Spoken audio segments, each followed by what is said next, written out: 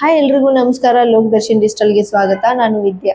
Neat ಅವ್ಯವಸ್ಥೆಯ ವಿರುದ್ಧ AIDSO ಸಂಘಟನೆಯು ಇಂದು ಬೆಳಗಾವಿ ಜಿಲ್ಲಾಧಿಕಾರಿಗಳ ಮುಖಾಂತರ ರಾಷ್ಟ್ರಪತಿಗಳಿಗೆ ಮನವಿಯನ್ನು ಸಲ್ಲಿಸಿತು. ಇವತ್ತು ನಮ್ಮ ದೇಶದಲ್ಲಿ ಏನು ದರಿದ್ರ ಸರ್ಕಾರಗಳಿದೆ, ಅದು ಕಾಂಗ್ರೆಸ್ ಆಗಿರಬಹುದು, ಕರ್ನಾಟಕದಲ್ಲಿ ದೇಶದಲ್ಲಿ ಬಿಜೆಪಿ ಆಗಿರಬಹುದು, ಯಾವ ಒಂದು ಸರ್ಕಾರ ಕೂಡ ಇವತ್ತು ಜನಗಳ ಪರವಾಗಿಲ್ಲ, ಬಡವರ ಪರವಾಗಿಲ್ವಾ? ನಮ್ಮ ದೇಶದ ಸ್ನೇಹಿತರೆ, 2016ರಿಂದ ರಾಷ್ಟ್ರೀಯ ಮಟ್ಟದಲ್ಲಿ ನೀಟ್ ಎಕ್ಸಾಮ್ ನಡೀತಾ ಇದೆ. ಅದಕ್ಕಿಂತ ಮುಂಚೆ ಕೆಲವು ಸೆಂಟ್ರಲ್ ಇನ್ಸ್ಟಿಟ್ಯೂಟ್ಗಳಿಗೆ ನೀಟ್ ಸೀಮಿತ ಆಗಿತ್ತು. 2016 ನಂತರ ಅದರಲ್ಲೂ ಬಿಜೆಪಿ ಅಧಿಕಾರಕ್ಕೆ ಬಂದ ಮೇಲೆ ಕಂಪಲ್ಸರಿ ಮಾಡಿದ್ದಾರೆ. ಇಡೀ ದೇಶವ್ಯಾಪಿ ನೀಟ್ ಅನ್ನ ಕಂಪಲ್ಸರಿ ಮಾಡಿದ್ದಾರೆ. ನೀಟ್ ನಂತರದಲ್ಲಿ ಬಹಳ ದೊಡ್ಡ ಪ್ರಮಾಣದಲ್ಲಿ ಬಡ ಮಕ್ಕಳು, ಸರ್ಕಾರಿ ಕಾಲೇಜಲ್ಲಿ ಓದ್ತಕ್ಕಂಥ ರೈತ ಕಾರ್ಮಿಕರ ಮಕ್ಕಳು ಮೆಡಿಕಲ್ಗೆ ಹೋಗೋ ಸಂಖ್ಯೆ ಕಡಿಮೆ ಆಗಿದೆ. ಯಾಕೆ? ನೀವು ನೀಟ್ ಪರೀಕ್ಷೆ ಯಾಕೆ ತಗೊಂಡ್ಬಂದ್ರಿ ಅಂತಂದ್ರೆ ದೊಡ್ಡ ಕೋಚಿಂಗ್ ಕ್ಲಾಸ್ ಮಾಫಿಯಾಗಳಿಗೆ ಲಾಭ ಮಾಡೋದಕ್ಕೆ, ಅವರು ಕಿಸೆಗಳನ್ನ ತುಂಬಿಸೋದಕ್ಕೆ ನೀವು ಈ ನೀಟ್ ಪರೀಕ್ಷೆ ತಗೊಂಡ್ಬಂದಿದ್ದೀರಿ. ಸ್ನೇಹಿತರೆ, ಯಾವುದೇ ಡೌಟ್ ಇಲ್ದಂಗೆ ಇವತ್ತು ಸಾಬೀತಾಗಿದೆ. ನಮ್ಮ ದೇಶದಲ್ಲಿ ಸೆಂಟ್ರಲ್ ಗೌರ್ಮೆಂಟು ನಮ್ಮೆಲ್ಲರ ಟ್ಯಾಕ್ಸ್ ಅನ್ನ ಖರ್ಚು ಮಾಡಿ ಪ್ರತಿ ವರ್ಷ ಶಿಕ್ಷಣಕ್ಕೆ ಇಡ್ತಾ ಇರೋ ಬಜೆಟ್ ಎಷ್ಟು ಗೊತ್ತಾ? 1,40,000 ಕೋಟಿ. ಪ್ರೈಮರಿ ಬಂತು, ಹೈಸ್ಕೂಲ್ ಬಂತು, ಕಾಲೇಜ್ ಬಂತು, ಯೂನಿವರ್ಸಿಟಿ ಬಂತು.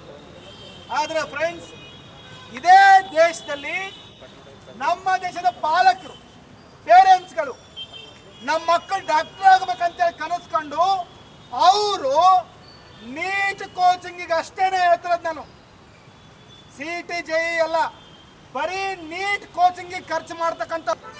ಇವತ್ತು ಪ್ರಜಾಪ್ರಭುತ್ವದ ಕಗ್ಗೊಲೆ ನಡೆದಿದೆ ನಮ್ಮ ದೇಶದಲ್ಲಿ.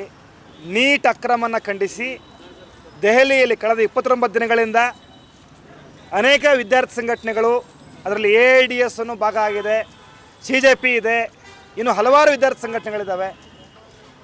ನೀಟಲ್ಲಿ ಏನು ಹಗರಣ ಆಗಿ 27 ಲಕ್ಷ ಮಕ್ಕಳಿಗೆ ಅನ್ಯಾಯ ಆಗಿದೆ, 20 ಮಕ್ಕಳು ಆತ್ಮಹತ್ಯೆ ಮಾಡ್ಕೊಂಡಿದ್ದಾರೆ.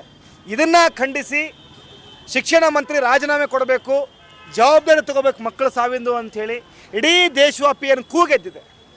ಆ ಕೂಗನ್ನು ಸರ್ಕಾರ ಇವತ್ತು ಹತ್ತಿಕ್ಕೋ ಪ್ರಯತ್ನ ಮಾಡಿದೆ. ಸರ್ಕಾರ ದೆಹಲಿ ಪೊಲೀಸರನ್ನ ಕಳಿಸಿ ಕಳ್ಳರ ರೀತಿ ಇನ್ನೂ ಬೆಳಗಿನ ಜಾವ 6 ಗಂಟೆಗೆ ಹಲವಾರು ಜನ ಹೋರಾಟಗಾರರು ಎದ್ದೇಳ್ತಾ ಇದ್ದಾರೆ.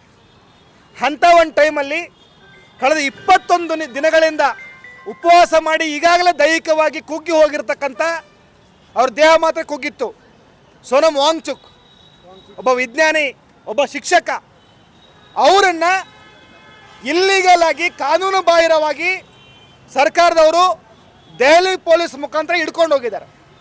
ಅವ್ರು ಹೇಳ್ತಾರೆ, ನಮಗವ್ರ ಆರೋಗ್ಯದ ಬಗ್ಗೆ ಭಾಳ ಕಾಳಜಿ ಇದೆ, ಅವ್ರನ್ನ ನಾವು ಹಾಸ್ಪಿಟಲ್ನಾಗ ಇಡ್ತೀವಿ, ಅವರು ಚಿಕಿತ್ಸೆ ಮಾಡಿಸ್ತೀವಿ. ಇದು ಹೋರಾಟವನ್ನು ಸರ್ಕಾರ ಇವತ್ತು ಹೋರಾಟವನ್ನು ಹತ್ತಿಕ್ಕಲಿಕ್ಕೆ ಮಾಡ್ತಕ್ಕಂಥ ಒಂದು ಕಳ್ಳ ದಾರಿ, ಇದು ಕುಂಟ ನೆಪ. ಇದು ಏನು ಜುಲೈ 20ಕ್ಕೆ ದೆಹಲಿ ಪಾರ್ಲಿಮೆಂಟ್ ಚಲೋ ಹೋರಾಟಕ್ಕೆ ಕರೆ ಕೊಟ್ಟಿದ್ರು. ಇಡೀ ದೇಶವ್ಯಾಪಿ ಸಾವಿರಾರು ಸಂಖ್ಯೆಯಲ್ಲಿ ವಿದ್ಯಾರ್ಥಿಗಳು, ಪಾಲಕರು, ಹಿರಿಯರು, ಸಾಹಿತಿಗಳು, ಶಿಕ್ಷಕರು ಈ ಒಂದು ಹೋರಾಟದಲ್ಲಿ ಭಾಗವಹಿಸ್ತಾ ಇದ್ದರು.